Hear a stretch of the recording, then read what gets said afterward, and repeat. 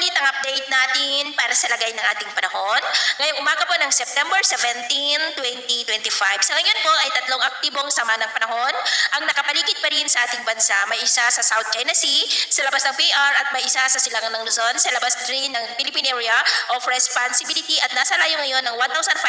km east ng Aurora at mataas din ang posibilidad na maging bagyo at posibilidad na malakas at papasok sa PR at tatawagin sa local name na nandun na banta sa northern part ng Northern Luzon at extreme Northern Luzon at inaasahan din na palakasin nito lalo ang habagat na magpapaulan naman sa Southern Luzon at Visayas. Samantalang bagyong Mirasol ay nasa silangang may bayan na po ng Dinapigue, Isabela, about 27 km east away na taglay ang lakas ng hangin na umaabot po sa 55 km per hour at kumikilos pa northwestward na nagbabanta na natatama sa kalupaan ng Isabela anumang sandali at maghapon na babaybayin ang kalupaan ng Isabela at Cagayan at mamayang gabi posibleng nakalampas na sa mainland Luzon at bukas nakalabas na ng PR at patungo na po sa China.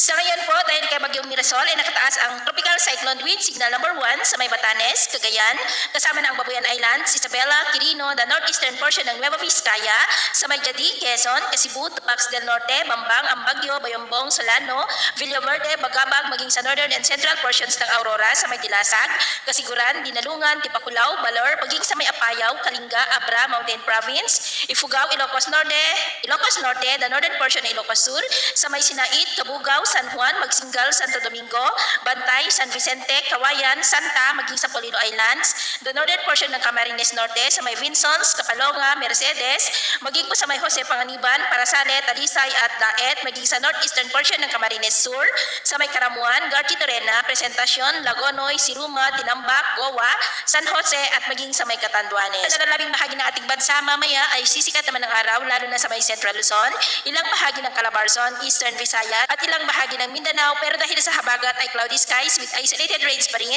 dyan sa may Mimaropa, Bicol Region, Western Visayas, Cebu, Bohol, Sulu Archipelago at Zamboanga Peninsula. At mamayang hapon, mas maraming lugar ulit ang makakaranas ng mas maulap na kalangitan with isolated rains.